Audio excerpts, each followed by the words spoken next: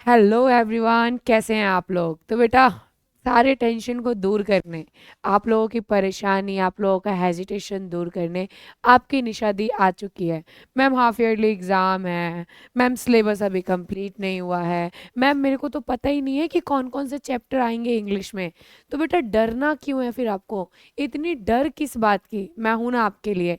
मैं आपके इन सारे डर, इन सारे सवाल, इन सारे क्वेश्चन को दूर करने के लिए लेकर आ चुकी हूँ इंग्लिश का हाफ ईयरली एग्ज़ाम का प्रिपरेशन। तो सभी को एक बार जोहार झारखंड, दिल से आप लोगों का स्वागत है मेरी क्लास में। और आपको ये भी बताना है कि क्लास कैसा लगा। इस क्लास को जब आप अच्छे से कर लोगे ना, तो आपका एक भी क्वेश्चन नहीं छूटने वाला है। तो अच्छे से फोकस होकर सारे क्वेश्चन, सारे चैप्टर को ध्यान से पढ़ना है। बेटा, मैंने आप लोगों के लिए जो है ना, सबसे पहले चैप्टर क्लियर करना है, क्योंकि बहुत सारे बच्चे इंग्लिश को पढ़ते ही नहीं है, कहानी पढ़ते ही नहीं है। तो वही बेटा, वो चीज़ आपके माइंड से हटाने के लिए, एवरी एंड ईच कॉन्सेप्ट को क्लियर करने के लिए मैं ये क्लास लेकर आई हूँ। बेटा, इंग्लिश का क्लास में मैं आपको सबसे पहले एवरी एंड ईच चैप्टर को एक्सप्लेन करूँगी इन अ शॉर्ट, ताकि आपको एक पॉइंट ऑफ व्यू, एक व्यू ऑफ पॉइंट मिल जाए। एंड देन आफ्टर इट हम लोग ऑब्जेक्टिव एमसीक्यू करेंगे। And then after it subjective, last but not least हम लोग क्वेश्चन आंसर को भी अपने साथ कवर अप करेंगे। तो एक बार रेडी हो तो सारे बच्चे थंब बनाकर शेयर कर दो भाई। आप लोग रेडी हो ना? बिल्कुल इसी तरीके से एनर्जी में हमें जो है क्लासेस को लेना है। चलिए स्टार्ट करते हैं बेटा। सबसे पहले हम लोग जो है आपको ये बता देना चाहते हैं कि पीडीएफ के लिए जो बच्चे परेशान होते हैं, तो आपको बता दूं कि ये सभी चीज़ों का पीडीएफ जो है बेटा, आप लोगों को हमारे पीडब्ल्यू ऐप पे मिलेगा। कहाँ पे मिलेगा? पीडब्ल्यू ऐप पे मिलेगा। तो पीडीएफ को डाउनलोड करने के लिए आपको सबसे पहले पीडब्ल्यू ऐप को अपने फ़ोन में डाउनलोड करना पड़ेगा। And the next one is, आप बेटा, आपके सामने ये स्कैनर दिख रहा है, ये क्यूआर कोड जो है ना, अब ये मत सोचना कि मैम पैसे मांग रही है क्या। बेटा, मैं पैसे नहीं मांग रही और ना ही मैं चंदा इकट्ठा कर रही हूँ। ये स्कैनर जो है बेटा, ये क्यूआर कोड जो है, अपने फ़ोन में स्कैन कर लेना। इससे डायरेक्टली आप हमारे व्हाट्सएप ग्रुप में ज्वाइन हो जाओगे। व्हाट्सएप ग्रुप में बेटा आपको जितनी भी न्यू अपडेट्स, इन्फॉर्मेशन होगी वो प्रोवाइड किया जाएगा। अब मन में सवाल आ रहा है कि मैम इसको कैसे स्कैन करें, तो मम्मी का फ़ोन ले लो और उसमें फ़ोटो क्लिक कर लो और फिर अपने फ़ोन से स्कैन कर लेना। समझ में आ गया? चलिए, ये हमारा व्हाट्सएप ग्रुप का स्कैनर है बेटा। इस व्हाट्सएप ग्रुप पे आपको जितनी भी इंफॉर्मेशन है, जितना भी आपका न्यू अपडेट है, वो सारी चीज़ें मिलेंगी, तो याद रखना। और गूगल लेंस से आपको क्या करना है? स्कैन करना है। ओके, गूगल लेंस से आपको क्या करना है बेटा? स्कैन करना है। चलिए, अब हम लोग आगे बढ़ते हैं। चलो देखो बेटा, आगे बढ़ गए हम। सबसे पहला चैप्टर आपके पास आ चुका है, द फन दे हैड। ठीक है, क्या है हमारा चैप्टर का नेम? ये हमारा चैप्टर नंबर फर्स्ट है, द फन दे हैड। बेटा, इसका आसिमोव के द्वारा जो है ये चैप्टर हमारा लिखा गया है। आ जाओ देख लेते हैं क्या बोला जा रहा है बेटा। This story is set in the future in the year 2157. Children do not go to school like today. They learn at a home from a mechanical teachers. अब आप लोग बोलोगे ये क्या है? ये कहानी जो है बेटा, द फन दे हैड, ये जो स्टोरी है, ये बेसिकली बोला जाए तो हमारे पढ़ाई के ऊपर है, एजुकेशन के ऊपर है, कि आने वाले समय में क्या होगा कि हमारी पूरी स्टडी जो है बेटा, वो टेक्नोक्रेट हो जाएगी। बोला जाए तो ऑनलाइन। अभी तो बच्चे थोड़े मोरे, आज के जनरेशन में क्या हो रहा है, बच्चे पढ़ाई करने के लिए स्कूल चले जाते हैं। बट आने वाला समय में, हमारे फ्यूचर में, मान लो बेटा 2150, मतलब कि 2157 के टाइम में, ठीक है, आप क्या करोगे, या फिर ऐसे बोल लो 2150 के टाइम में, ठीक है, 2150 के टाइम में बेटा, आने वाला जो हमारा फ्यूचर होगा, उसमें आपको लगता है कि स्कूल नाम का कोई चीज़ होगा? नहीं, मुझे नहीं लगता कि स्कूल नाम का कोई चीज़ होगा।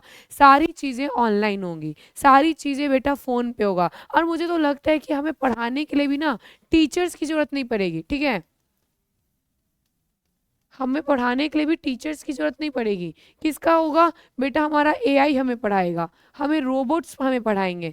तो यही चीज़ यहाँ पे बताया जा रहा है इस चैप्टर में। हम लोग चैप्टर को क्लियर करते हैं, सारे बच्चे यहाँ पे ध्यान देंगे। आप देख रहे हो बेटा, आज के जनरेशन में हम लोग टीचर से पढ़ते हैं, आप लोग मुझसे पढ़ रहे हो ना, बट आने वाले जनरेशन में, ठीक है, 2157 के टाइम में, ठीक है, याद रखना ये हमारे आने वाले फ्यूचर की बात हो रही है कि जब हमारा 2157 का टाइम चलेगा, उस टाइम में हमारे पास टीचर्स नहीं होंगे, उस टाइम में हमारे पास क्या होगा, उस टाइम में हमारे पास रोबोट्स होंगे, हम लोग रोबोट से पढ़ेंगे, हम लोग बेटा एआई का यूज़ करेंगे, एआई के यूज़ से हम लोग पढ़ाई करेंगे। मतलब कि ये बताना चाह रहा है इस चैप्टर के थ्रूली कि अभी का जो समय है या फिर हमारे दादा परदादा पापा के समय में क्या होता था, फ़ोन भी नहीं होता था।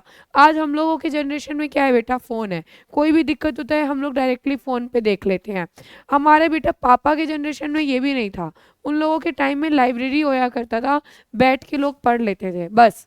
उनके जनरेशन में भाई फ़ोन वगैरह नहीं था, उनके जनरेशन में रेडियो था, न्यूज़ वगैरह देखने के लिए, अपडेट रहने के लिए न्यूज़पेपर या फिर रेडियो सुनते थे वो लोग। बट हम लोग क्या करते हैं, फ़ोन। बेटा आने वाला जनरेशन और फास्ट होगा, आने वाले जनरेशन में सारी चीज़ें एआई से के थ्रू ही होगा, टीचर्स भी नहीं होंगे। तो वही चीज़ें यहाँ पे बताई जा रही है। पहला क्या बोला जा रहा है बेटा, यहाँ पे हम लोग चैप्टर्स के ऊपर आते हैं, इसको कॉपी में नोट डाउन कर लेना, यहाँ पर जो है आपको इसे अच्छे से समझना है। क्या बोला जा रहा है, this story is about the two children. बेटा ये कहानी दो बच्चे के ऊपर है। द फर्स्ट वन इज मार्गी जो कि 11 साल की है, and the second one is Tommy जो कि 13 साल का है। ठीक है, यहाँ पे जो है कहानी एक लड़का एक लड़की के ऊपर है, दो बच्चे के ऊपर है।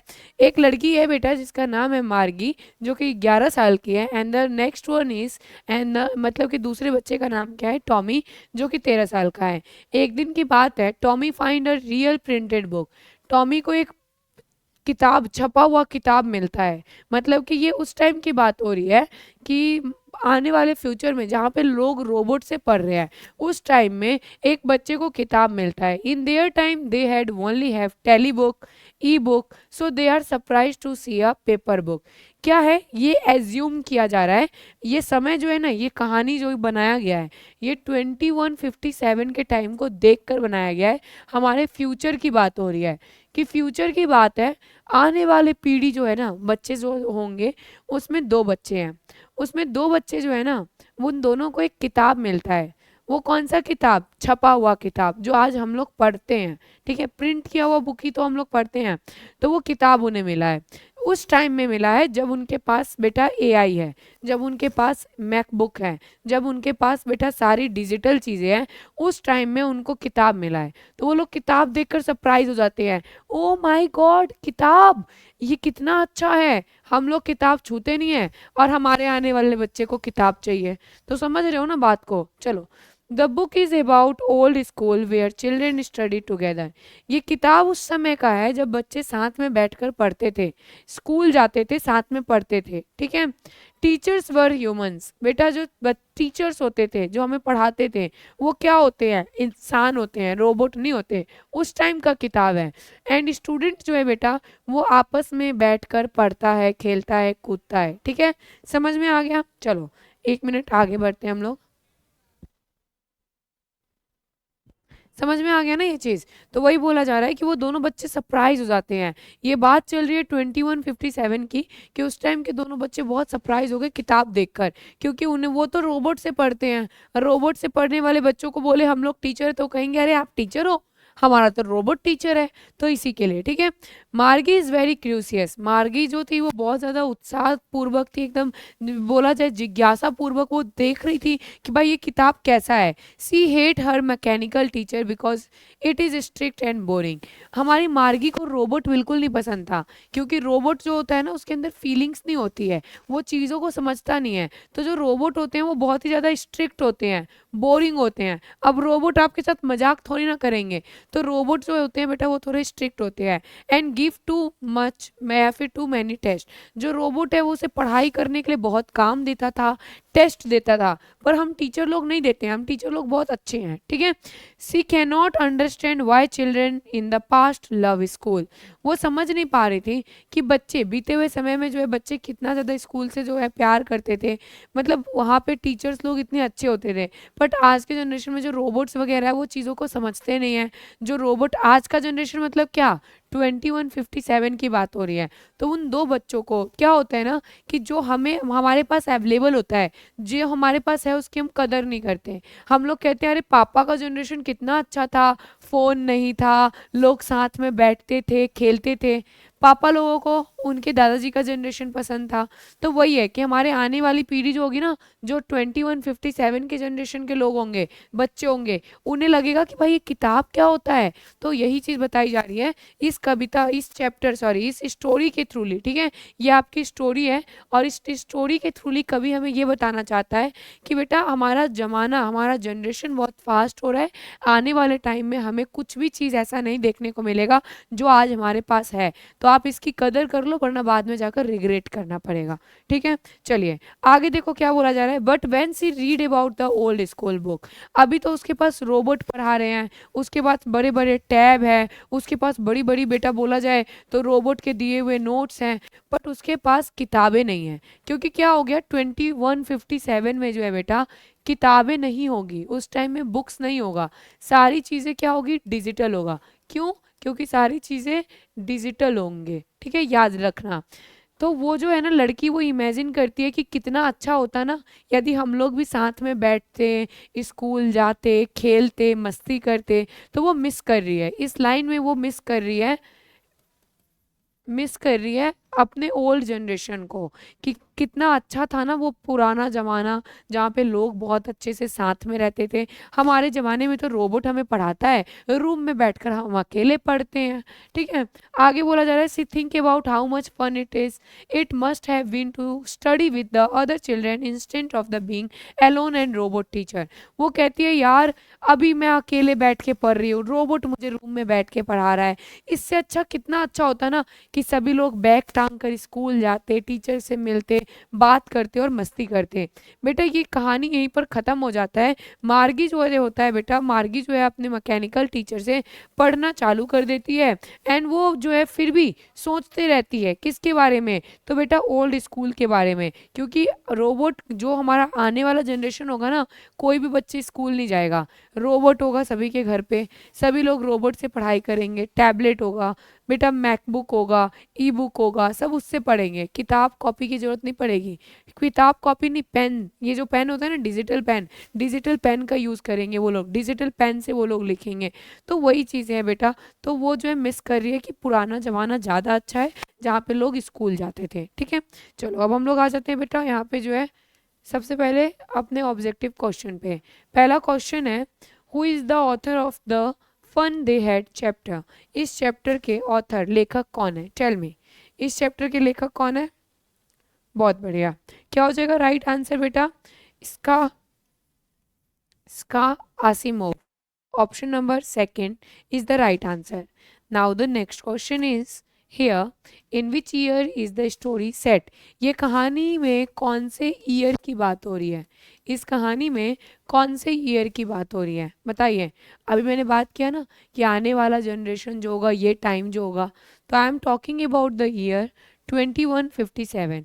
ये जो जनरेशन होगा बेटा, ये बहुत ही ज़्यादा फास्ट होगा, यहाँ पे सिर्फ रोबोट होंगे। ठीक है, नेक्स्ट क्वेश्चन पे चलते हैं। हाउ ओल्ड वॉज मार्गी। मार्गी जो है बेटा वो कितने साल की है, इस चैप्टर में मार्गी कितने साल की है।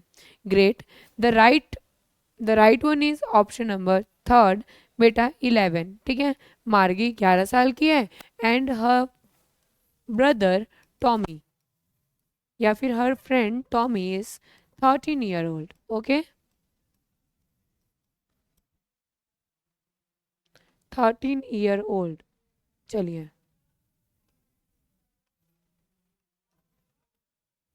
नेक्स्ट क्वेश्चन पे आ जाओ। What did Tommy find. Tommy को क्या मिला। टॉमी एक दिन बैठा हुआ था तो उसको क्या मिला। अब उसके मम्मी पापा का किताब होगा बहुत पहले का रखा हुआ, तो टॉमी को क्या मिला था बेटा, टॉमी को अ रियल प्रिंटेड बुक मिला था। जो आज के जनरेशन में आप लोगों के पास है ना एनसीईआरटी बुक, वही एनसीईआरटी बुक, प्रिंटेड बुक उसे मिला। अब हो सकता है उसके मम्मी पापा के जनरेशन का बुक होगा। ठीक है, चलिए नेक्स्ट क्वेश्चन है बेटा, who were the teachers in a old school. बेटा हम लोगों के ज़माने में टीचर कौन है, रोबोट। रोबोट हमें पढ़ाता है, बताइए। तो हम लोगों के जनरेशन में हमारे टीचर्स कौन है? इंसान है। कंप्यूटर नहीं है, मशीन भी नहीं है, रोबोट्स भी नहीं है। क्या मैं कंप्यूटर हूँ? नहीं। क्या मैं मशीन हूँ? नहीं। क्या मैं रोबोट हूँ? नहीं। मैं क्या हूँ? ह्यूमन, है ना। मैं इंसान हूँ। तो अभी पुराने जनरेशन में जो टीचर होते हैं वो इंसान होते हैं। वाई डिड मार्गी डिसलाइक हर मैकेनिकल टीचर? मार्गी को अपना मैकेनिकल टीचर क्यों नहीं पसंद है? मतलब मार्गी को रोबोट क्यों नहीं पसंद है, बताइए मुझे। उसे रोबोट से पढ़ना क्यों नहीं पसंद है? बहुत बढ़िया। क्या हो जाएगा राइट आंसर? क्योंकि रोबोट वगैरह के अंदर फीलिंग्स नहीं होती है, वो बहुत स्ट्रिक्ट है और वो उसे बहुत सारा टेस्ट देता है कि तुम्हें ये करना है, तुम्हें ये करना है। आप नहीं करोगे तो रोबोट आपको पनिशमेंट भी देगा। रोबोट किसी की बात नहीं सुनता। अब आप बोलोगे रोबोट भैया मेरे हाथ में चोट लग गया था, वो खींच के मारेगा। तुमने काम क्यों नहीं किया, मैं तुम्हें पनिशमेंट दूंगा। तो वो नहीं सुनेगा, ठीक है। चलो, next question is why did Margie think about the old school? बेटा, what did the Margie think about the old school? Margie अपने पुराने स्कूल के बारे में क्या सोचती है? लाइक पुराना स्कूल इन सेंस अपना पुराना स्कूल नहीं, कि पुराने जमाने में जो स्कूल होते थे उसके बारे में वो क्या सोचती थी। तो बेटा वो क्या सोचती थी कि वहाँ पर जो है ना, लाइक बताओ मुझे, देवर बोरिंग, वो अच्छे नहीं होते थे, या फिर वहाँ पर बहुत सारे गेम्स होते थे, they were only for a games, they were for fun, they had no learning? क्या वहाँ पे लर्निंग नहीं था? वहाँ पे बहुत सारा फन था। ये ऑप्शन इसलिए गलत होगा क्योंकि इसमें बोला जा रहा है कि पुराना स्कूल में सिर्फ मस्ती होता था। नहीं बेटा, पढ़ाई भी होता था, ठीक है। अभी तुम लोग पढ़ भी रहे हो, मस्ती भी कर रहे हो। तो ऑप्शन नंबर सेकंड क्या हो जाएगा? राइट हो जाएगा। चलिए नेक्स्ट क्वेश्चन पे हम लोग चलते हैं। What is the main message of the story? इस कहानी से क्या सीख मिली? इस कहानी से क्या सीख मिली, सारे बच्चे मुझे बताएंगे।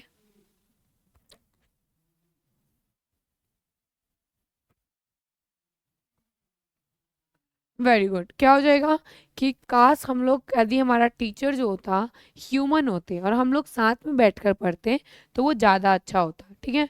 मतलब कि वो कहना चाहता है कि यदि इंसान साथ में बैठकर कोई चीज़ करे तो वो ज़्यादा अच्छा होता है, ना कि अकेले रहना इट्स गुड। ऐसा बिल्कुल भी नहीं है कि अकेले रहना अच्छा है, हम साथ में रहकर ज़्यादा अच्छे से पढ़ पाते हैं। Next question is who are Margie and Tommy, how old are they? Margie and Tommy कौन है? तो Margie is 11 year old girl and the Tommy is a 13 year old boy. बेटा टॉमी जो है 13 साल का एक लड़का है, मार्गी जो है 11 साल की एक लड़की है। ये दोनों जो है बेटा, दोनों की बात हो रही है, दोनों दोस्त हैं, दोनों साथ में हैं, एक दूसरे के साथ में हैं, जिसे रोबोट पढ़ा रहा है। और ये बात हो रही है कब की? तो 2157 की। अभी कितना चल रहा है? 2025 चल रहा है। बेटा ये कौन से जनरेशन की है? तो 21,000, लाइक 21, मतलब 2157 की है, ठीक है। 2157 की बात चल रही है। भाई कितना फास्ट हम लोग निकल गए हैं। चलिए नेक्स्ट क्वेश्चन है what did Tommy find one day? Tommy को एक दिन क्या मिला? तो टॉमी को बेटा एक रियल प्रिंटेड बुक मिला उसके घर में, और वो बहुत ही ज़्यादा सरप्राइज हो गया। और वो जो है ना मार्गी को दिखाया, क्योंकि उन लोगों ने तो अभी तक सिर्फ टेली बुक्स देखे थे, बस टैबलेट में, कंप्यूटर में पढ़ाई किया था, उन लोगों ने किताब नहीं देखा था। तो that's why they were very surprise कि ये कितना अच्छा है, ठीक है। चलिए आगे बढ़ते हैं हम लोग। क्या बोला जा रहा है? What was written in the book Tommy founded? Tommy ने जो किताब खोजी थी उसमें क्या लिखा हुआ था? तो the book is all about the old school. जो किताब उन्हें मिली थी ना, उसमें पुराने जमाने के पढ़ाई के बारे में, पुराने जमाने के विद्यालय के बारे में, स्कूल के बारे में लिखा हुआ था। It describe how children study together in the classroom with the human teacher instant of machine. उस किताब में ये लिखा हुआ था कि किस तरीके से बच्चे आपस में मिलकर पढ़ाई करते थे वहाँ पे, कैसे पढ़ाई होता था, ना कि अकेले बैठ के वहाँ पे पढ़ाई होता था, ठीक है। चलो आगे क्या है बेटा? वाई डिड मार्गी डिसलाइक हर मैकेनिकल टीचर? मार्गी को अपने मैकेनिकल टीचर क्यों नहीं पसंद थे? बिकॉज, क्योंकि बेटा वो लोग जो थे मशीन थे और वो बहुत ही ज़्यादा स्ट्रिक्ट थे, वो उनको बहुत सारा टेस्ट देते थे, ठीक है। और उससे जो है ना रोबोट से पढ़ने में बहुत ही ज़्यादा बोरिंग सा फील होता था। टीचर है, कोई ह्यूमन है, तो उससे हम बात करते हैं, पर रोबोट से क्या बात करेगा? तो वो बहुत बोर होती थी, उसे बहुत बोरिंग सा फील होता था। Next one is what did Margie think about old school. मार्गी पुराने स्कूल के बारे में क्या सोचती थी? तो मार्गी ऐसा सोचती थी कि जो पुराना स्कूल है ना, जो ओल्ड जनरेशन के स्कूल होते हैं उसमें बहुत मस्ती होती है। क्या होती है? मस्ती होती है। She imagine children sitting together laughing learning and with a human teacher. वो सोचती थी कि जो पुराने ज़माने के बच्चे होते हैं वो अपने टीचर्स के साथ बैठकर बहुत ज़्यादा मस्ती करते थे, आपस में हंसते थे, बात करते हैं। तो उसे बहुत ही अच्छा लगता है, वो देखकर उसे बहुत अच्छा लगा। उस किताब में जो जो लिखा हुआ था ना उसे उसने पढ़ा तो बहुत अच्छा लगा कि यार पुराने ज़माना का स्कूल ज़्यादा अच्छा है। हमारा क्या है, टीचर आता है, रोबोट आता है, पढ़ाता है, निकल जाता है। चलिए, now the next one is chapter number second, the sound of music. Sound of music chapter divided into two part. हमारा जो साउंड ऑफ म्यूजिक जो चैप्टर है वो टोटल दो पार्ट में डिवाइड है। तो सबसे पहले पार्ट वन करेंगे and the next one is second part. तो हमारा पहला पार्ट है बेटा, ठीक है, एल्वियन ग्लीन के द्वारा जो है बेटा ये हमारा चैप्टर लिखा गया है। And the part one is here. ये जो हमारा चैप्टर का पार्ट वन है, पार्ट वन किस चीज़ के ऊपर है मैं आपको बता देती हूँ। देखो बेटा, पार्ट वन में एक लड़की के बारे में बताया गया है जो कि पूरी तरीके से बहरी है, ठीक है, पूरी तरीके से बहरी है। वो कोई चीज़ सुन नहीं सकती है, ठीक है, वो कोई भी चीज़ क्या नहीं कर सकती है, सुन नहीं सकती है। बट सी लव म्यूज़िक, उसे म्यूज़िक बहुत ज़्यादा पसंद है, ठीक है, उसे म्यूज़िक बहुत ज़्यादा पसंद है। वो देख नहीं सकती, वो बोल नहीं सकती, वो सुन नहीं सकती। इसके साथ सिर्फ सुनने वाला दिक्कत नहीं है, ये देख भी नहीं सकती है, ये आंखों से भी अंधी है, ये कुछ बोल भी नहीं सकती और बेटा ये सुन भी नहीं सकती। इसके बावजूद इसे म्यूज़िक से बहुत ही ज़्यादा प्यार है। और ये जो लड़की है ना, वो म्यूज़िक से इतना प्यार करती है कि इसके अंदर इतनी कमी होने के बावजूद भी इसने हार नहीं माना। इसने कहा कि मैं कर दिखाऊंगी, और ये म्यूज़िक सीखी और ये बहुत ही बेस्ट म्यूज़िक प्लेयर भी बनी, जो कि बहुत ही अच्छा बेहतरीन म्यूज़िक बेटा बोला जाए तो सुनाया गया। चलिए इस चैप्टर पे आते हैं। Evelyn Glennie become the deaf at the age of the 11। ये चैप्टर हमारी लेखिका के ऊपर ही है, ठीक है, ये हमारी जो लेखिका है वो अपने बारे में ही बता रही है, ठीक है। इलिवियन ग्लीन जो है ना, इविलियन ग्लीन जो है बेटा, ये हमारी लेखिका राइटर का नाम है, ठीक है, इविलियन नाम है, ठीक है, याद रखना। इविलियन ग्लीनी जो है बेटा हमारी लेखिका है। तो इविलियन ग्लीनी जो है ना वो बहरी हो गई थी कितने साल की उम्र में बेटा? 11 साल की उम्र में, ठीक है, याद रखना। यहाँ तक क्लियर हो गया है? एक बार सारे बच्चे रेड हार्ट बनाकर शेयर करो भाई, तुम लोग रेड हार्ट नहीं भेजते हो, रेड हार्ट बनाकर भेज दो, ठीक है। तो ये क्या हो गई थी? बहरी हो गई थी 11 साल की उम्र में। She did not give up and want to learn music. But उसने हार नहीं माना, उसने बिल्कुल भी हार नहीं माना बेटा, वो म्यूजिक सीखना चाहती थी, ठीक है। और बेटा जो उनके मतलब कि परस्यूसनिस्ट मतलब होते हैं सिखाने वाला, परस्यूसनिस्ट मतलब क्या हो जाएगा? सिखाने वाला। तो बेटा रॉन जो थे ना, रॉन फोरबेप्स उनके टीचर थे, गाइडर थे, जिसने उन्हें सिखाया कि म्यूजिक को वाइब्रेशन से हम कैसे सुन सकते हैं।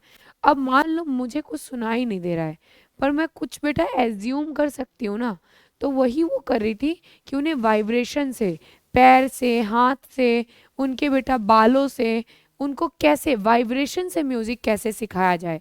तो याद रखना, रॉन फॉरबेप्स जो थे परस्यूशनिस्ट थे उनके, जिन्होंने उन्हें सिखाया था कि म्यूजिक को फील कैसे करते हैं, ठीक है, क्योंकि वो सुन नहीं सकती थी तो उन्होंने म्यूजिक को फील करना सिखाया कि म्यूजिक को फील कैसे किया जाता है। Okay, she could sense sound through her body. वो म्यूजिक को कैसे सुनती थी?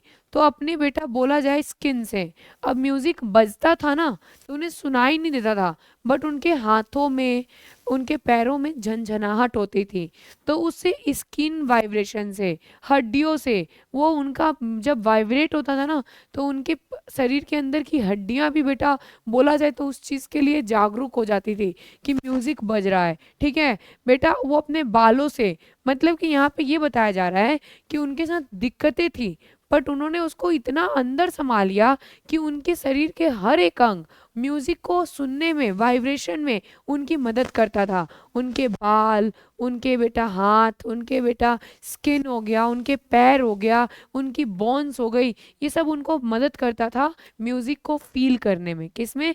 म्यूजिक को फील करने में। आप देखोगे कोई मोटिवेशनल सॉन्ग बज जाए ना तो आपके रोंगटे खड़े हो जाएंगे, ठीक है, आपके स्किन के छोटे छोटे बाल जो है ना वो खड़े हो जाएंगे। क्यों?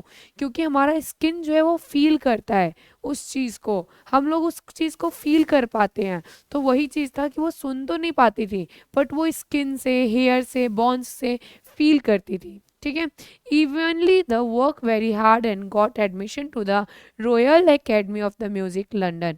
बेटा Royal Music of Academy London में उन्होंने एडमिशन भी लिया म्यूजिक को सीखने के लिए, क्योंकि उनके साथ बहुत परेशानी थी, वो देख नहीं सकती थी, बोल नहीं सकती थी। Then she suffer from a lot, वो बहुत चीज़ों से बेटा मतलब सामना कर रही थी, बहुत चीज़ों का। दैट इज द रीज़न वो लंदन गई, वहाँ पे म्यूजिक एकेडमी में उन्होंने एडमिशन करवाया। She mastered many percussions instruments and become the world famous.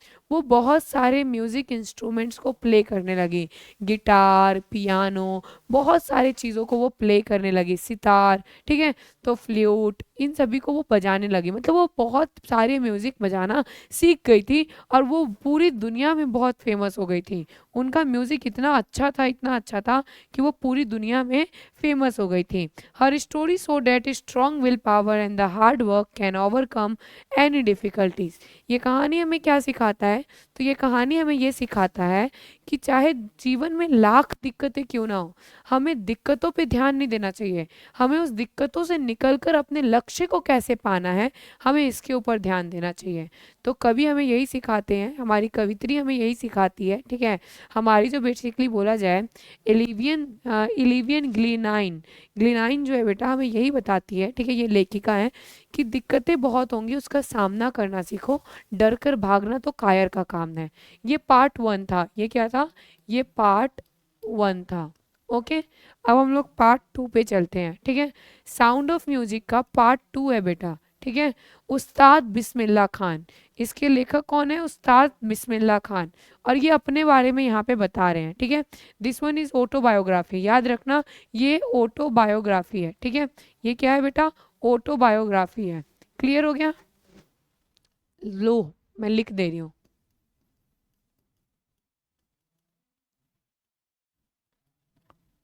Autobiography है, और ये भी जो आपने पढ़ा है बेटा, ठीक है, this one is also autobiography.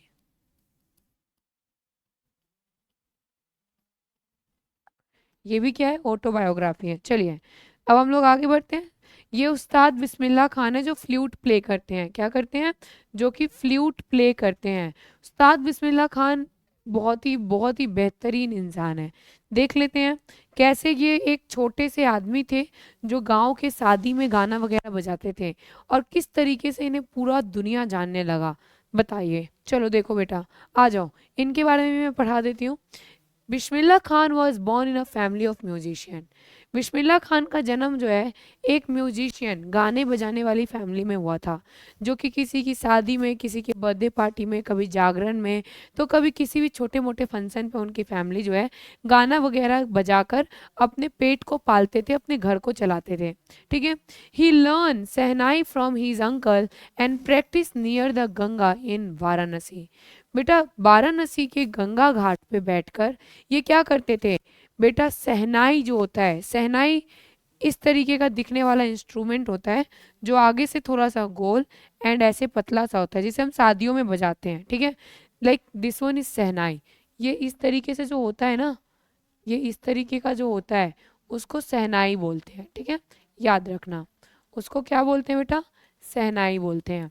तो ये सहनाई है, ठीक है। तो शहनाई को ना बिस्मिल्लाह खान ने अपने अंकल से सीखा। किससे सीखा? अपने अंकल से सीखा। यहाँ पे बताया गया है कि वो शहनाई को अपने अंकल से सीखे और वो प्रैक्टिस करते थे वाराणसी इन द गंगा, मतलब गंगा घाट पे बैठकर, वाराणसी के गंगा घाट पे बैठ के प्रैक्टिस करते थे। His dedication his whole life to the shehnai and made it the world famous. उन्होंने अपना पूरा जीवन जो है ना शहनाई को सीखने में बजाने में लगा दिया और आज वो शहनाई की वजह से जाने जाते हैं। उस्ताद बिस्मिल्लाह खान को आज कोई भी याद करता है तो बेटा उनकी शहनाई की वजह से। ठीक है, चलो। He play the shehnai at the Red Fort on India Independence Day. बेटा वो इतने फेमस हो गए ना, इतने फेमस हो गए कि इंडिपेंडेंस डे वाले दिन बेटा लाल किला पे जो है, लाल किला पे उन्हें शहनाई बजाने के लिए कहा गया। वो इतने फेमस हो गए, सोचो। हमारे मतलब उस्ताद बिस्मिल्लाह खान इतने फेमस हो गए कि इंडिपेंडेंस डे वाले दिन जो है उन्हें बेटा लाल किला पे शहनाई बजाने के लिए बुलाया गया था। उन्हें भारत रत्न से भी जो था ना मतलब सम्मानित किया गया था। किसे? उस्ताद बिस्मिल्लाह खान को। ठीक है, उन्हें भारत रत्न से भी सम्मानित किया गया। Despite fame he live simple and love Varanasi deeply. वो इतने फेमस होने के बाद भी उन्होंने वाराणसी को नहीं छोड़ा। वाराणसी के गंगा घाट पे बैठकर वो बेटा तब भी बहुत फेमस होने के बावजूद भी वो बेटा वाराणसी के गंगा घाट पे बैठते थे और शहनाई बजाते थे। तो यहाँ पे ये बताना चाह रहा है कि इतने फेमस होने के बाद भी वो अपना जीवन बिल्कुल सिंपल जीते थे, दिखावा नहीं करते थे कि अब मैं फेमस हो गया हूँ, अब मैं महल में रहूंगा, अब मैं फ्लैट में रहूंगा। नहीं, वो गंगा घाट के वाराणसी पे बैठ के फ्लूट प्ले के सॉरी शहनाई प्ले करते थे। His music spread harmony unity and inspire people across the religion. उनकी जो गाना था ना वो लोगों के अंदर बेटा धर्म का, यूनिटी, एकता, प्यार, ये सारी चीज़ें लेकर आती थी। ये चीज़ हमें बताता है कि उनकी एक शहनाई ने उन्हें नीचे से ऊपर उठाया और बहुत फेमस किया। बट वो इंसान इतने अच्छे थे कि फेमस होने के बावजूद भी उन्होंने अपनी जन्मभूमि, अपनी धरती को कभी भी नहीं छोड़ा। चलिए, ये बेटा पार्ट 2 था आप लोगों का, ये आप लोग का पार्ट 2 था। किसका? चैप्टर नंबर 2 का। ठीक है, चैप्टर नंबर 2 का। चलिए नेक्स्ट पे आ जाते हैं question. At what age did the Evelyn Glennie become the completely deaf. बेटा जो हमारी लेखिका थी वो कितने साल की उम्र में बहरी हो गई थी? बताइए, बोला गया था ना अभी, कितने साल की उम्र में वो बहरी हो गई थी? Which one is the right answer?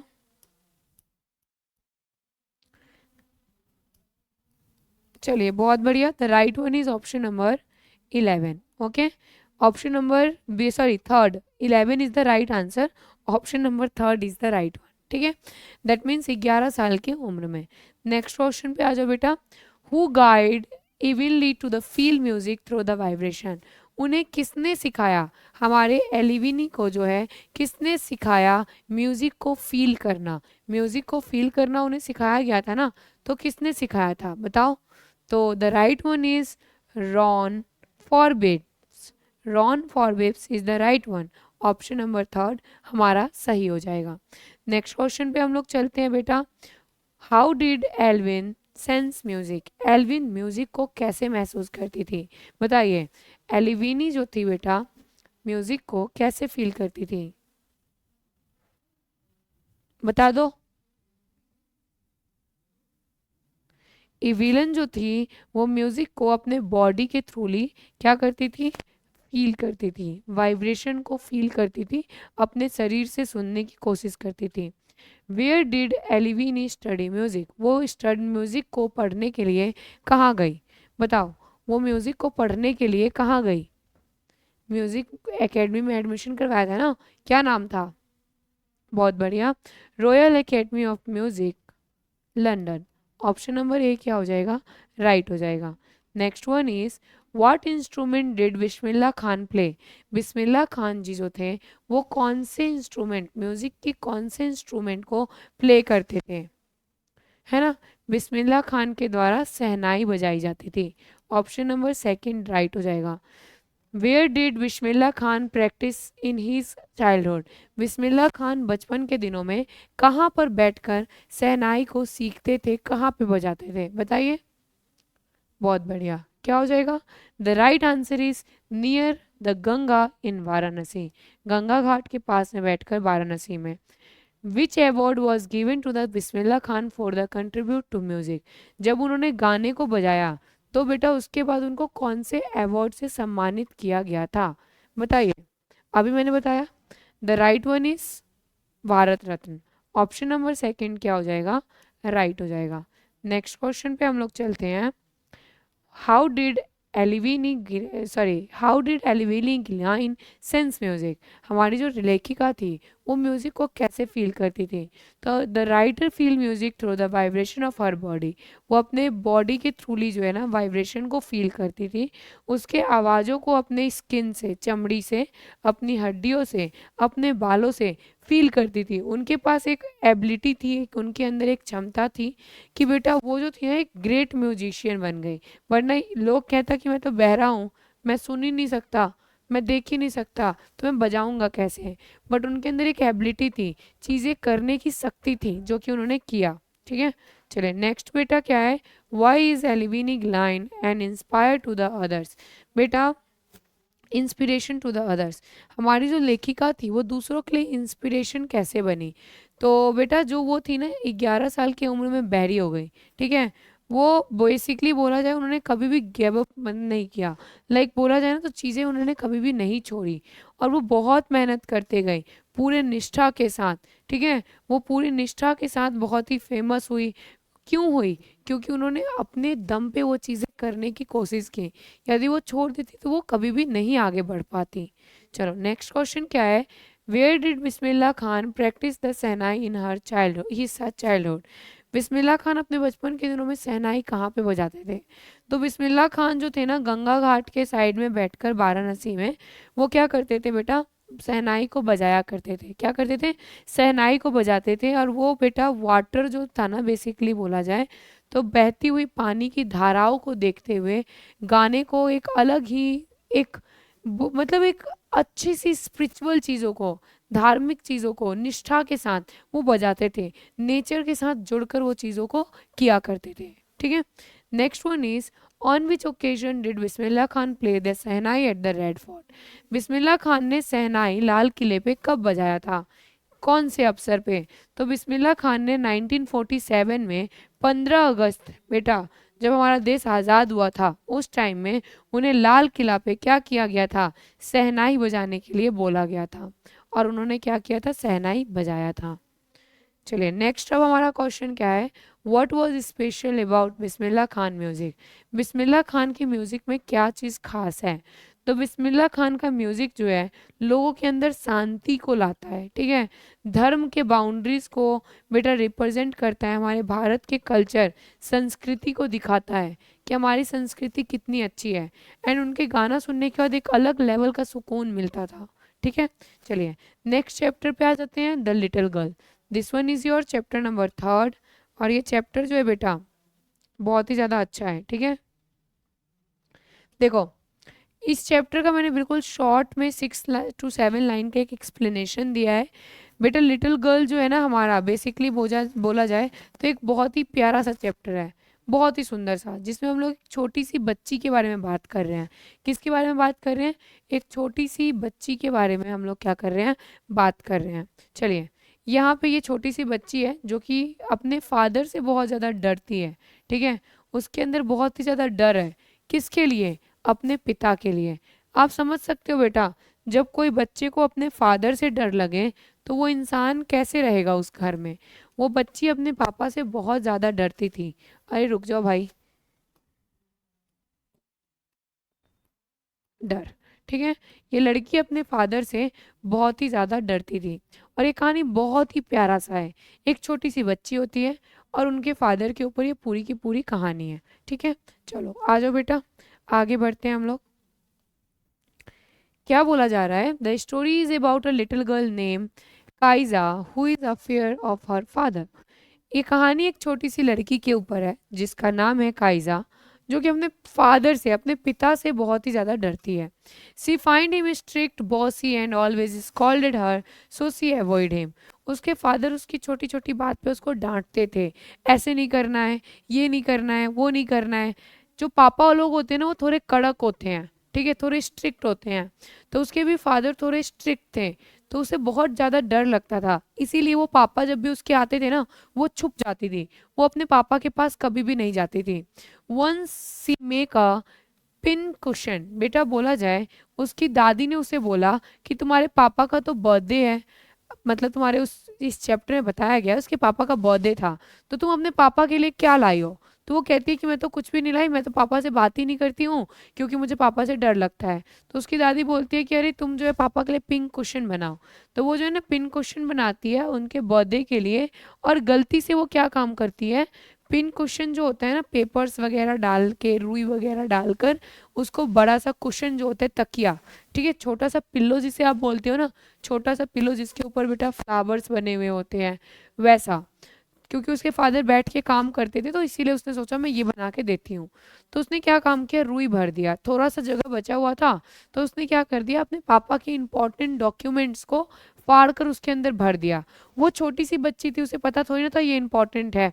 जब उसके पापा को पता चला, उसके पापा बहुत ज़्यादा गुस्सा हो गए, उसे बहुत ज़्यादा डांटने लगे और उसको पनिशमेंट भी दिए, क्योंकि वो इंपॉर्टेंट डॉक्यूमेंट उनके बेटा बोला जाए तो ऑफिस का था। गलती उसकी भी नहीं थी, गलती उसके फादर की भी नहीं थी। तो क्या हुआ कि उसके फादर ने डांट दिया, वो बहुत ज़्यादा रोने लगी और वो अब और ज़्यादा डरने लगी। पहले तो उसे डर लगता ही था, बट अब वो बहुत ही ज़्यादा डरने लगे अपने पापा से। कुछ दिनों बाद क्या हुआ, उसकी मदर बीमार पड़ गई, तो वो मतलब कि उसकी मदर डॉक्टर के पास चली गई। तो उसकी माँ जब बीमार थी तो कायजा अपने मतलब फादर के साथ सोई, ठीक है, उसे डर लग रहा था। तो उसके फादर उसके रूम में आए, बोले बेटा क्या हुआ, तुम क्यों डर रही हो? तो वो और भी ज़्यादा डरने लगी, क्योंकि पहले तो सपने से अकेले डर लग रहा था, अब उसको अपने पापा से भी डर लग रहा था। तो उसके पापा आते हैं, उसको गले लगाते हैं और उसको बैठा कर उसको कहानी सुनाते मतलब सुनाते हैं, फिर उसको प्यार से सुला देते हैं। तब उसको रियलाइज होता है कि पापा लोग स्ट्रिक्ट होते हैं पर पापा लोग प्यार भी बहुत करते हैं। तो उसे फिर अपने पापा से प्यार हो गया, फिर वो अपने पापा के साथ जो है बहुत अच्छे से रहने लगी, क्योंकि उसको रियलाइज हुआ कि पापा लोग पूरे दिन काम में बिजी होते हैं तो वो अपने प्यार को दिखा नहीं पाते हैं। मम्मी लोग प्यार को दिखाती है पर पापा लोग प्यार को नहीं दिखा पाते हैं। फिर उसको उस दिन रियलाइज हुआ, फिर वो समझ गई कि उसके फादर जो है वो उससे बहुत प्यार करते हैं और उसको गलत चीज़ों से बचाना चाहते हैं, इसीलिए वो उसे डांटते हैं। और यहाँ से फिर उन दोनों के अंदर बॉन्डिंग अच्छी हो जाती है। चलिए नेक्स्ट हमारा क्वेश्चन क्या है, क्वेश्चन पे आते हैं। What is the name of the little girl in the story? इस कहानी में उस बच्ची का नाम क्या है? इस कहानी में उस बच्ची का नाम क्या है? द नेम इज काइजा, है ना? उसका नाम क्या है बेटा? कीजा। कीजा is the right one. Option number 1 right हो जाएगा। Whom was कीजा most afraid of? कीजा को किससे सबसे ज्यादा डर लगता है? तो the right one is option number 2, her father. कीजा को अपने फादर से बहुत ही ज्यादा डर लगता है, राइट। नेक्स्ट क्वेश्चन पे हम लोग चलते हैं। What gift did कीजा want to make for her father birthday? कीजा अपने फादर के बर्थडे पे क्या बनाने की कोशिश कर रही थी? कीजा अपने फादर के बर्थडे पे एक छोटा सा पिलो, जिसे हम लोग पिन कुशन बोलते हैं, तो ऑप्शन नंबर 2 राइट हो जाएगा, ठीक है। Next question is what did कीजा use to fill the pin cushion? कीजा ने उस कुशन को भरने के लिए किस चीज़ का इस्तेमाल किया? उस कुशन को भर रही थी ना कि ये कुशन है, इसके अंदर हमें भरना है चीज़ें, तो उसको भरने के लिए उसने क्या चीज़ यूज़ किया? तो the important document, the piece of paper, बेटा उसने पेपर्स का यूज़ किया, तो ऑप्शन नंबर 3 क्या हो जाएगा? राइट हो जाएगा। Next one is why did कीजा फादर पनिश हर? कीजा के फादर उसे क्यों डांटे? बताइए बेटा। उसके फादर ने उसे इसलिए डांटा क्योंकि उसने पापा के इम्पोर्टेंट स्पीच वाले पेपर को फाड़ कर उसके अंदर डाल दिया था, ठीक है। चलो नेक्स्ट क्वेश्चन क्या है। व्हेन डिड कीजा realise her father love her? उसको कब लगा कि मेरे पापा मुझसे प्यार करते हैं, वो अच्छे हैं? कब उसे फील हुआ? जब बेटा उसकी मम्मी क्या थी? बीमार थी। जब उसकी मम्मी बीमार थी, घर पर नहीं थी, वो अकेली थी, डर रही थी, तब उसके फादर आए और उससे प्यार किए। Next question is why was कीजा फेयर ऑफ हर फादर? कीजा को अपने फादर से, अपने पिता से क्यों डर लगता था? तो कीजा was a fear of her father because he was strict. उसके फादर बहुत ही ज़्यादा स्ट्रिक्ट थे, उसको कभी कभी डांट दिया करते थे। तो उनके सीरियस फेस की वजह से और उनकी भारी आवाज़, फादर लोगों का आवाज़ भारी होता है, उनका फेस हमेशा गुस्से वाला होता है क्योंकि वो दिन भर काम में बिजी रहते हैं, तो इसी के लिए उसे डर लगता था कि पापा गुस्से वाले हैं। वाई डिड कीजा feel for her father birthday? What did कीजा मेक, सॉरी आई जस्ट, वो अपने फादर के लिए क्या फील करने लगी थी, तो अच्छा फील करने लगी थी, ये भी याद रखना, ये भी क्वेश्चन आएगा। क्वेश्चन नंबर सेकंड क्या बोल रहा है कि कीजा ने अपने फादर के बर्थडे पर क्या बनाया, तो कीजा decide to make a pin question, उसने डिसाइड किया एक पिन क्वेश्चन बनाने का एज बर्थडे गिफ्ट, उनके बर्थडे गिफ्ट के लिए, ठीक है। She wanted to show her love making something with his own hand, वो अपने हाथों से कुछ बनाकर अपने पिता को देना चाहती थी ताकि उसके पिता को लगे कि वो उससे कितना प्यार करती है, ठीक है। वाई डिड कीजा फादर पनिश हर, उसके फादर ने उसे क्यों पनिश किया, क्योंकि बेटा उसे पता नहीं था, उसने गलती से अपने फादर की इंपॉर्टेंट डॉक्यूमेंट्स को वो पिन कुशन के अंदर डाल दी, और उसके फादर जो थे वो बहुत ही ज़्यादा गुस्सा हो गए, और उसके ऊपर गुस्सा होकर बहुत ही ज़्यादा चिल्लाने लगे, उसे सज़ा देने लगे, पनिशमेंट मिला, that's why.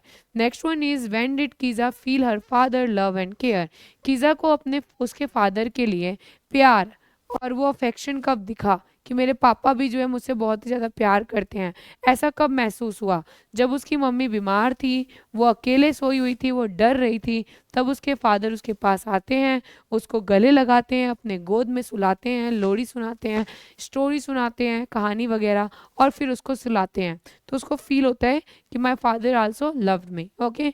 Next question is what did कीजा realise about her father at the end, कीजा को अपने फादर के लिए क्या रियलाइज हुआ अंत में, तो सी रियलाइज डैट कि उसके फादर जो है वो बिल्कुल भी गुस्से वाले नहीं हैं, वो पूरे दिन काम में बिजी रहते हैं ताकि हम लोग उसकी फैमिली अच्छे से रहे, उसके पापा दिन भर मेहनत करते हैं, पैसे कमाते हैं ताकि उसकी फैमिली हैप्पीली रहे, तो दैट्स वाई वो उसे फील हो गया कि उसके फादर अच्छे हैं। Next chapter is chapter number 4, chapter number 4 जो है बेटा ये आप लोगों का फोर्थ चैप्टर है, ए ट्रूली ब्यूटीफुल माइंड, एक बहुत ही प्यारा सुंदर सा दिमाग। अब इतना सुंदर दिमाग किसका होगा, तो कोई साइंटिस्ट का ही होगा, किसका होगा, कोई साइंटिस्ट का ही होगा, तो उन्हीं के ऊपर पूरा चैप्टर है बेटा। ये जो चैप्टर है एल्बर्ट आइंस्टाइन के ऊपर है, ठीक है, याद रखना, एल्बर्ट आइंस्टाइन के ऊपर क्या है बेटा, हमारा पूरा का पूरा चैप्टर है, जो कि बहुत ही ज़्यादा सोचते हैं, इनकी माइंड की तारीफ की जा रही है कि ये इंसान जो है एक महान इंसान होने के बावजूद भी कितना सिंपल है, कितने अच्छे हैं। सिंपल दैट मीन्स बोला जाए तो अपनी लाइफ में ये बहुत ही सिंपल चीज़ों को फॉलो अप कर रहे हैं। Thank you. चलिए आगे बढ़ते हैं, क्या बोला जा रहा है बेटा यहाँ पर, यहाँ पे बोला जा रहा है this chapter is all about the Albert Einstein, one of the great scientist. आपको पता है कि अल्बर्ट आइंस्टाइन जो है हमारे एक महान वैज्ञानिक है, बहुत ही ज़्यादा अच्छे हैं भाई, इनके माइंड की क्या ही बात करना, ठीक है। आइंस्टाइन साहब के दिमाग पे एक एप्पल गिरा और इन्होंने पूरी फिजिक्स का खोज कर दिया, यदि वो एप्पल मेरे ऊपर गिरता तो मैं तो खा जाती, है ना। टिल्लू बाबा के ऊपर गिरा, टिल्लू बाबा जो है वो उसे खा जाते हैं, बट ये गिरा किसके ऊपर, एल्बर्ट आइंस्टाइन के ऊपर गिरा, और इसके ऊपर पूरी की पूरी फिजिक्स बन गई। वो बहुत ही ज़्यादा इंटरेस्टेड थे मैथ्स में और फिजिक्स में, उन्हें फिजिक्स और मैथ्स बहुत ही ज़्यादा अच्छा लगता था, और बचपन से ही वो बहुत ही सिंपल थे, मतलब वो किसी से ज़्यादा बात नहीं करते थे, अकेला रहना उन्हें पसंद था। He made many important discovery including the theory of relativity, बेटा उन्होंने बहुत सारी इंपॉर्टेंट बेसिकली बोला जाए तो डिस्कवरी खोज किया फिजिक्स में मैथ्स में बहुत सारा। This chapter is also so the instant human side not just a scientific mind, इस चैप्टर में ये बताने की कोशिश हो रहा है कि वो एक वैज्ञानिक है वो तो अलग बात है, पर वो एक इंसान भी है, एक ऐसे इंसान जो कि बहुत सिंपल है, बहुत अच्छे हैं, बहुत ही साधारण जीवन जीते हैं। He work for the world peace and non violence all his life, वो लोगों के लिए शांति के लिए काम करते थे, दुनिया में अच्छाई बनी रहे, शांति रहे, इन सभी चीज़ों के लिए वो काम किए, ठीक है। He spoke against war and wanted unity among the people, उन्होंने ये भी बोल रखा है कि दुनिया में युद्ध मत करो, युद्ध करके क्या मिलेगा, दुनिया नष्ट हो जाएगी, तबाह हो जाएगी, एकता के साथ रहो, प्यार से रहो। अल्बर्ट आइंस्टाइन ने बेटा ये बता रखा है कि युद्ध में कुछ नहीं है, युद्ध करने से आपकी भी क्षति होगी, हमारा भी क्षति होगा, हम दोनों नष्ट हो जाएंगे, बट उसे करके कुछ भी नहीं मिलेगा, तो एकता में रहो। उनका मन था कि पूरी दुनिया एक रहे, that is why he is called a truly beautiful mind. इसीलिए तो कहा जाता है कि उनका दिमाग सच में बहुत ही ज़्यादा अच्छा है। Not only for the science, विज्ञान के लिए नहीं कि भाई वो साइंटिस्ट है इसलिए अच्छे हैं, but also for the humanity. बेटा इंसानियत के तौर पे देखा जाए तो वो एक इंसान भी तो बहुत अच्छे थे। वो साइंटिस्ट थे वो अलग बात है। मान लो हम टीचर हैं, आप लोग बोलते हो आप बहुत अच्छे टीचर हो, पर टीचर के बाद भी तो हमारी लाइफ है। मैं एक इंसान हूँ, मैं किसी की दोस्त हूँ, मैं किसी की बेटी हूँ, मैं किसी की बहन हूँ। तो like we form of various role. वो सिर्फ एक साइंटिस्ट ही नहीं है जिन्होंने फिजिक्स में खोज किया इतना सारा, है ना, जिन्होंने बेटा हमारा एनर्जी का खोज किया, मतलब सारी चीज़ों का तो खोज उन्होंने ही किया है बेटा। तो ये जो खोज वगैरह किया, डिस्कवरीज किया, आफ्टर इट इसके बाद भी तो लाइफ है। वो एक सिंपल इंसान भी तो थे। Now we move on the objective question, who is the chapter, who is the writer होगा बेटा, who is the writer a truly beautiful mind about.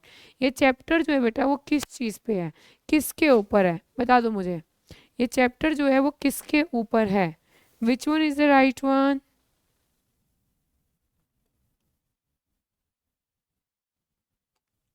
The right one is option number second, Albert Einstein के ऊपर ये पूरा का पूरा chapter है। Next one is which subject did Einstein like from childhood. बचपन से उन्हें कौन से दो विषय में बहुत ही ज़्यादा इंटरेस्ट था, बताइए। The right answer is,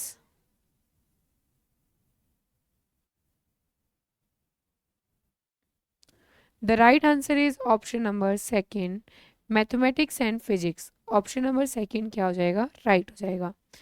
what is Albert Einstein famous theory, उनका फेमस थ्योरी कौन सा था, जो अभी मैंने आपको बताया है कि उन्होंने इस चीज़ की डिस्कवरी की, तो किसकी? Very good, theory of relativity. Option number second, theory of relativity is the right answer. Next one is what did Einstein work for beside science. बेटा विज्ञान से हटकर भी उन्होंने बहुत कुछ बोला है कि हमें ऐसे रहना चाहिए, ऐसे रहना चाहिए। तो वो किस चीज़ के लिए काम करते थे?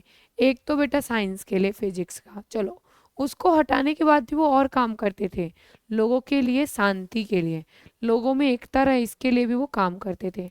तो option number second is the right answer. Next question क्या है, what did Einstein oppose strongly. बेटा आइंस्टाइन जो थे वो मानते थे, क्या मानते थे, बताइए, क्या मानते थे? स्टाइन्स को बेटा बहुत ही ज़्यादा, बेहद, बहुत ही स्ट्रांगली तौर पे पसंद था। मतलब कि लाइक बेसिकली बोला जाए उस चीज़ के खिलाफ थे वो, कि ये चीज़ नहीं करना है बट हमें ये चीज़ करना है। तो वो दुनिया की शांति के लिए थे, काम करते थे। तो किस चीज़ के अपोजिट, लाइक यहाँ पे जो है ना बेटा अपोज्ड इन अ सेंस बोला जाए तो विरुद्ध, किसके विरुद्ध थे? तो बेटा वॉर एंड वायलेंस, युद्ध के खिलाफ थे। किसके खिलाफ थे? युद्ध के खिलाफ थे, कि इससे मुझे बिल्कुल भी वो नहीं है, मुझे तो बहुत पसंद है, शांति से रहो, एक साथ रहो, ठीक है। चलो next one is why is Einstein called a truly beautiful mind. उनके दिमाग को एक सच्चा अच्छा दिमाग क्यों बोला जाता है, बताइए। क्योंकि वो एक ग्रेट साइंटिस्ट होने के साथ साथ वो एक ग्रेट ह्यूमन भी थे, एक अच्छे इंसान भी थे। चलिए नेक्स्ट हमारा क्या है बेटा, who is the chapter a truly beautiful mind about. ये चैप्टर किस चीज़ पे है?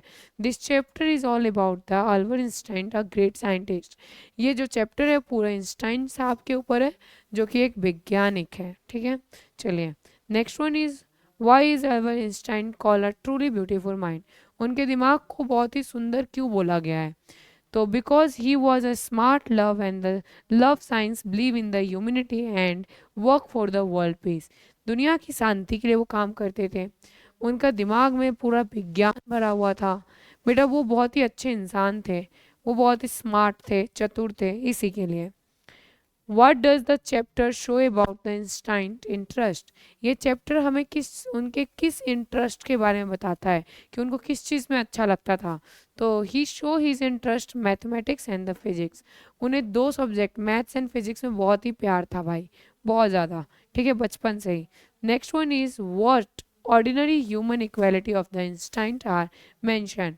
बेटा उन्हें उनके किन क्वालिटी को मेंशन आउट किया गया है, मानव के ह्यूमन क्वालिटीज जो है किसको मेंशन किया गया है। तो लाइक हमारे इस चैप्टर में बताया गया है कि ह्यूमन क्वालिटीज में वो जो थे ना, वो मानवता में विश्वास रखते थे, इंसानियत में विश्वास रखते थे, वो लड़ाई झगड़ा से दूर रहते थे, उन्हें लड़ना झगड़ना नहीं पसंद था। Next one is what other side of the Einstein do we learn in this lesson. हमने एल्बर्ट इंस्टाइन के और किस चीज़ के बारे में पढ़ा जो हमें पहले नहीं पता था। तो पहले हमें पता था कि वो साइंटिस्ट है, फिजिक्स उन्हें पसंद है, बट आज हमने पढ़ा कि बेटा साइंटिस्ट होने के साथ साथ वो एक सिंपल इंसान भी थे जो लोगों की मदद करते थे, जो अपने देश की भलाई के लिए काम करते थे, शांति के लिए काम करते थे। Now we move on the next portion, poetry portion. This one is a poem and ये आपका पोयम का चैप्टर नंबर फर्स्ट है। Okay, the road not taken by the Robert Frost. बेटा रॉबर्ट फॉस्ट के द्वारा जो है ये chapter the road not taken लिया गया है। ये चैप्टर बहुत ही प्यारा सा चैप्टर है जिसमें ये दर्शाया जाता है कि ये एक आदमी है जिसके पास जीवन में दो रास्ते हैं। ठीक है, मतलब इसके पास दो रास्ते हैं जाने के लिए, एक ही जगह पे जाना है पर वो एक जगह पे पहुंचने के लिए दो रास्ते हैं। ये किस रास्ते को चुने, इसको चुने या इसको चुने, ये हमारा पूरा कविता है। ये पोयम बहुत ही प्यारा पोयम है और ये पोयम हमें ये सिखाता है कि जीवन में कभी कभी ऐसा होता है ना कि समस्या होती है और हमें दो रास्ता चुनना होता है। तो आप अपने रास्तों को सोच समझ कर चुनो, ऐसा रास्ता मत चुन लेना जो आपको बाद में दिक्कत दे। तो ये चैप्टर में ये समझाता है कि किसी भी डिसीजन लेने से पहले हमें चीज़ों को अच्छे से सोचना और समझना चाहिए। चलिए चैप्टर के ऊपर आ जाते हैं, हम लोग पढ़ लेते हैं। The poem is about a person standing in the forest at the fork in the road. ये कहानी एक आदमी के ऊपर है जो कि एक बेटा बोला जाए जंगल में खड़ा है जिसके सामने दो रोड है। He has to choose between two paths but both look almost the same. वो दोनों रास्ते में से किसी एक को चुनना चाहता था परंतु दोनों रास्ता बिल्कुल एक जैसा दिख रहा था। ठीक है, he thinks carefully before choosing because the choice is important. क्या बोला जा रहा है, वो दोनों को बेटा चुनने से पहले बहुत ही सोचा, क्योंकि यदि वो नहीं सोचता तो कहीं ना कहीं उसके लिए कोई चीज़ हानिकारक भी हो सकती थी। तो ये बताने की कोशिश कर रहा है कि डिसीजन लेने से पहले हमें बहुत ही अच्छे से सोचना चाहिए, बिकॉज बेटा चॉइस जो है, हमारी पसंद जो है, हमारा डिसीजन जो है वो बहुत इंपॉर्टेंट होता है। He choose the path that look less used और लेस ट्रेवल। दो रास्ते में से वो एक रास्ता चुनता है वो आदमी बेटा, ठीक है, जिस रास्ते पे लोग बहुत कम गए थे। ठीक है, the poet know that choice we make affect our life. कवि को पता है वो रास्ता क्यों चुना, क्योंकि वहाँ पे लोग कम गए हैं, मतलब कि ज़्यादा लोग इधर साइड गए हैं, हो सकता है इधर कुछ गलत हो, मैं तो इधर से ही जाऊंगा, तो उसने उस रास्ते को चुना। ये हमें ये बताने की कोशिश कर रहा है कि पोइट ने क्या बोला, the poet know that. Poet ये चीज़ जानता है कि जो चॉइस है वो हमारी ज़िंदगी पूरी बना भी सकती है, ख़राब भी कर सकती है। मेरे पास ही जीवन में दो रास्ते हैं, या तो बेटा मैं फॉर एग्जाम्पल एक लड़की होती है 20 साल के बाद 22 साल के बाद उसे बोलता है शादी कर लो, और दूसरा रास्ता होता है पढ़ाई कि तुम पढ़ाई करो। तो दोनों में से चुनना लाइक वेरी डिफिकल्ट। फैमिली बोलती है शादी करो शादी करो शादी करो, मैं एक ह्यूमन पर्सपेक्टिव बता रही हूँ, जो होता है वो बता रही हूँ। ठीक है, कोई एग्जाम्पल अपने ऊपर मत ले लेना। तो क्या होता है कि उसे बोलते शादी करो शादी करो, एक लड़की को फोर्स किया जाता है, वो लड़की पढ़ना चाहती है बट उसके जीवन में दो रास्ते आ जाते हैं कि अब मैं क्या करूं। अब उसे डिसाइड करना होता है कि मुझे क्या करना है, स्ट्रॉन्ग डिसीजन लेना पड़ता है, और वही डिसीजन उसकी ज़िंदगी बना भी सकती है, ख़राब भी कर सकती है। वही चीज़ बोल रहा है, he feel that his choice will make a different in the future.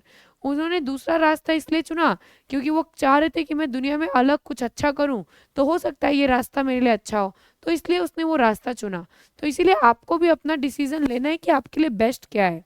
ये पोयम हमें ये सिखाता है कि कोई भी डिसीजन लेने से पहले हमें जो है अपने रास्ता चुनने से पहले 10 बार सोचना चाहिए। ये डिसीजन मेकिंग जो है हमें इतना इजीली नहीं करना चाहिए, हर चीज़ को सोच समझ के करना चाहिए। अब हम लोग बेटा आ जाते हैं क्वेश्चन पे। क्वेश्चन क्या बोला जा रहा है यहाँ पे, ध्यान दीजिए। Who wrote the road not taken, ये पोयम किसके द्वारा लिखा गया है? टेल मी।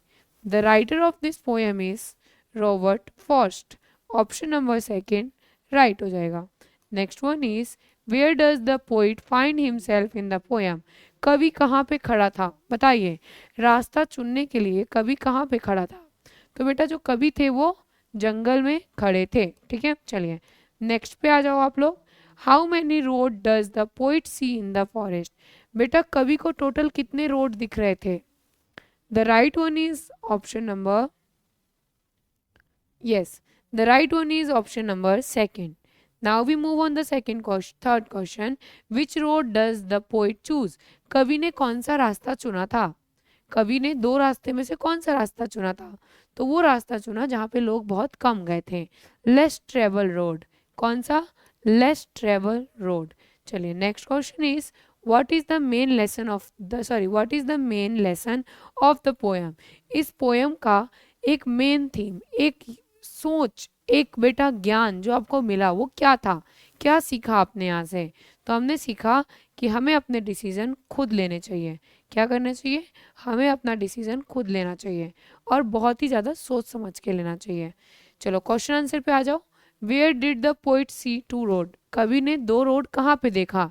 तो the poet saw two road in the forest while walking, जब कवि टहलकर रास्ते से जा रहे थे, जंगल वाले रास्ते से, तो उन्हें दो रास्ता दिखा। ठीक है, चलिए next one is which road did the poet choose, कवि ने कौन से रोड को चुना? तो कवि ने बेटा हमारे जो है ना उस रोड को चुना जहाँ पे लोग बहुत कम गए थे। नेक्स्ट क्वेश्चन पे चलिए। What lesson does the poet teach, बेटा पोइट ने हमें क्या लेसन सिखाया? मतलब इस कहानी से क्या सीखे?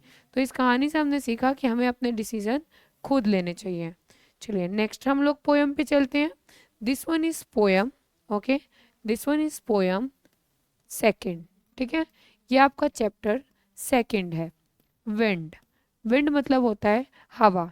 ठीक है, विंड मतलब क्या होता है बेटा? हवा। चलिए आ जाओ, ये पोयम हमें बताती है कि हमें अपना चॉइस जो है किस तरीके से लेना चाहिए। ठीक है, चलो आ जाओ। लाइक प्रॉब्लम कैसे फेस करते हैं ये हमें सिखा रहा है। ठीक है, एक सेकेंड रुकेंगे बेटा।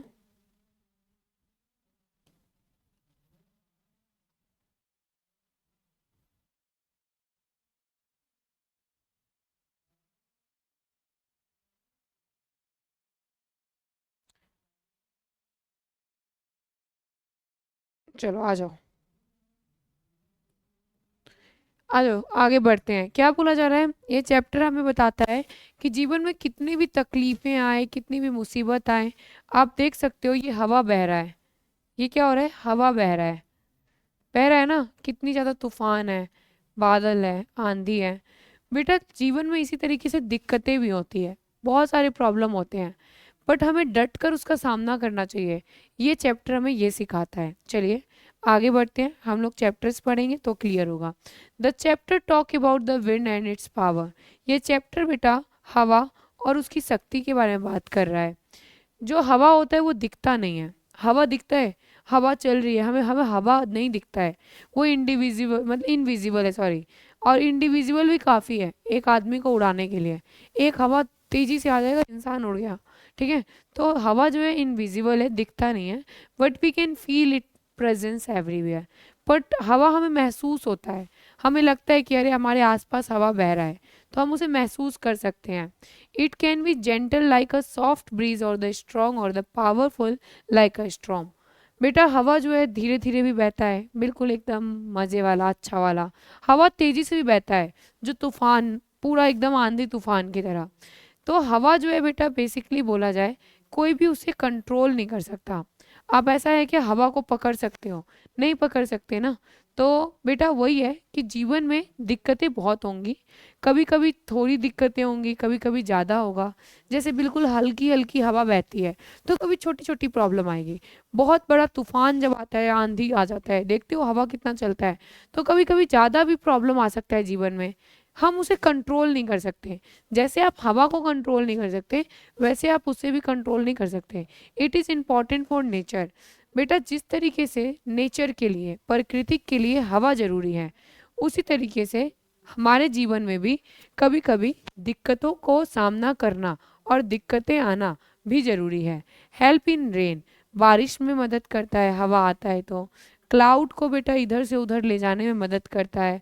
स्प्रेडिंग द सीड, बेटा हवा चलता है तभी तो सीड, बीज पूरी जगह फैलती है। कॉटन सीड्स, बहुत सारे सीड्स, तो कॉटन सीड्स देखते हो उड़ने लगता है, कोकून वगैरह। तो पोइट कंपेयर करते हैं हवा को एक फेयरलेस फ्रेंड से, कि हमें बेफिक्र रहना चाहिए। जिस तरीके से हवा बेफिक्र है, हमें बेफिक्र रहना चाहिए। जीवन में बहुत दिक्कतें आएंगी, बट हमें क्या करना है, डट कर सामना करना है। The wind is the symbol of the freedom and the strength of the poem. इस कविता में हवा जो था वो ताकत था, एक आज़ादी थी, कि हमें बिल्कुल एकदम स्वतंत्र होकर, बिल्कुल एकदम मस्ती मौज में जीवन जीना चाहिए। कोई भी प्रॉब्लम होगा तो उसका सामना करना चाहिए, डरना नहीं चाहिए, लड़खड़ाना नहीं चाहिए, और बिल्कुल एकदम आगे बढ़ते जाना चाहिए। The first question is who is the poet of the chapter wind. बेटा इस चैप्टर के लेखक कौन है, टेल मी। सुब्रमण्यम भारती है ना, शुभ्रमानी, सॉरी यहाँ पे है ना, सुब्रमण्यन नहीं है बेटा, शुभ्रमानी, ठीक है, शुभ्रमानी भारती, ये हमारे लेखक है। चलो आ जाओ। तो the right one is option number second. Option number second क्या हो जाएगा बेटा, राइट हो जाएगा। Next question is what is wind compare to the poem. बेटा हवा की तुलना किससे की गई है, हवा की तुलना किससे की गई है, एक बहादुर दोस्त से, ठीक है। तो इट्स नॉट दोस्त लाइक बेस्ट फ्रेंड बोल दो, ठीक है। एक दोस्त की तरह, हवा जो होता है दोस्त की तरह होता है, जो हमें बिल्कुल बहादुर रहना सिखाता है, कि हमें बहादुर रहना है। Next one is which of the following describe the wind in the poem. बेटा हवा के बारे में क्या बोला गया है, इस चैप्टर में क्या बोला गया है, कि हवा जो है वो क्या है, इनविजिबल है, दिखता नहीं है, पर बहुत ही ज़्यादा स्ट्रांग है। Next question is wind help in which these activity. हवा कौन से कार्य में मदद करता है, तो हवा मदद करता है बेटा किस में, मूविंग क्लाउड, बादल को इधर से उधर उड़ने में, बादल को इधर से उधर उड़ने में। What does wind symbolize in the poem. हवा को किस सिंबल से रिप्रेजेंट किया गया है, तो the symbol of strength and the freedom describe about the wind. हवा को ताकत से, आज़ादी से कंपेयर किया गया है। हु रोट द पोयम, इस कविता को किसने लिखा है, तो याद रखना सुब्रमणी भारती वॉज, बेसिकली बोला जाए तो इन्होंने ये कविता लिखा था, ठीक है। चलिए नेक्स्ट क्वेश्चन क्या है बेटा, how is the wind describe in the poem. इस चैप्टर में बेटा हवा की तुलना किससे की है, लाइक कैसे की है, तो ऐसे की है कि वो दिखता नहीं है, बट वो बहुत पावरफुल है, और इधर से उधर बड़े ही आसानी से उड़ जाता है। Next question is what does wind do in the nature. हवा जो है बेटा वो क्या करता है हमारे प्रकृति का, तो वो हेल्प करता है क्लाउड, बादल को उड़ने में, बीजों को फैलाने में, बारिश लाने में। ये सब में मदद कौन करता है भाई, हवा ही तो करता है।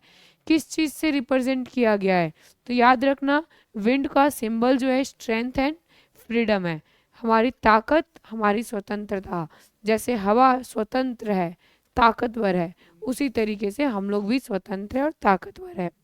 This one is the last chapter, this one is your poem, and the poem chapter number third, rain on the roof, ठीक है, rain on the roof. This one is a very beautiful poem, like every one is connected to it. Like बारिश होती है, उसकी बूंदें गिरती है, उसकी आवाज़ हमें बहुत अच्छी लगती है, उसी के ऊपर ये पूरी की पूरी कहानी है। चलिए आप देख रहे हो बेटा ये इंसान है, यहाँ पे बारिश हो रही है, तो ये बारिश की बूंदे ना, रूफ मतलब होता है छत, ठीक है, रूफ मतलब क्या होता है, छत। तो जब छत पे गिरता है तो उसकी जो आवाज़ होती है ना वो बहुत अच्छी लगती है, वही है यहाँ पे। चलो चैप्टर को पढ़ लेते हैं एक बार, क्या बोला जा रहा है। The chapter describe the pleasant sound of the rain falling on the roof. ये चैप्टर में यही बताया गया है कि बारिश की बूंदें जब छत पे गिरती है तो उसका जो आवाज़ आता है ना वो बहुत ही मस्त अच्छा लगता है। जो पोइट है वो बहुत इंजॉय करते हैं बारिश को, उन्हें बहुत शांति मिलती है जब बारिश होती है ना, तो बारिश गिरते हुए इस तरीके से वो बैठकर खिड़की से देखते हैं, अपने रूम के अंदर बैठ जाते हैं पकौड़ा चाय लेकर और बैठकर देखते हैं, ठीक है। The sound of the rain, बारिश की आवाज़ें जो होती है ना उनको अपनी पुरानी यादों को ताज़ा कर देती है। मतलब कभी कहते हैं कि जो बारिश की बूंदें मेरी छत पे गिरती हैं उससे मेरी पुरानी यादें जो है ताज़ा हो जाती है और मुझे बहुत ही ज़्यादा शांति मिलती है, बहुत ही ज़्यादा सुकून मिलता है। रेन ड्रॉप जो है ना मतलब कि जब एक प्यारी सी गीत बन जाती है, सूथिंग मतलब होगा उनके सारे दुख को हटा देता है, उनके टेंशन को दूर कर देता है। और क्या करता है बेटा, उन्हें एक बहुत ही प्यारी सी म्यूजिक लगता है, बारिश की बूंदों का आवाज। जो पोइट है वो रेन ड्रॉप को कंपेयर करते हैं एक बहुत ही सुंदर ऐसा दोस्त जो कि बहुत ही सुंदर गाता है। ठीक है, the poet compare rain to a friend singing a sweet song. वो बारिश जब होती है ना तो उन्हें ऐसा लगता है जैसे कि उनका कोई दोस्त है जो उन्हें गाना सुना रहा है, बहुत ही प्यारा प्यारा, उस बारिश की बूंदों की तरह। पोइट जो है वो बताना चाहते हैं कि वो बहुत ही सिंपल लाइफ को एंजॉय करते हैं, बारिश की बूंदें उन्हें बहुत ज़्यादा पसंद है, उसकी आवाज़ बहुत ज़्यादा पसंद है। ये चैप्टर हमें ये सिखाता है कि हमें जीवन में छोटी छोटी चीज़ों में खुशी ढूंढनी चाहिए, छोटी छोटी चीज़ों में खुश होना चाहिए। ठीक है, चलो now we move on the question. यहाँ पे क्या है बेटा, पहला question, who is the poet of the poem rain on the roof. Rain on the roof जो पोएम है वो किसके द्वारा लिखा गया है, बताइए।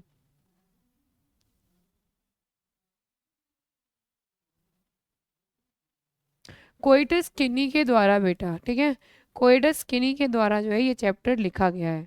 Next one is what does the poet enjoy in the poem. कवि इस कविता में किस चीज को एंजॉय कर रहे हैं, बताइए।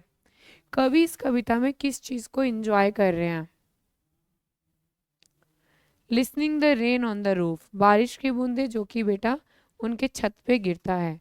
Next one is the sound of the rain on the roof is compare to death.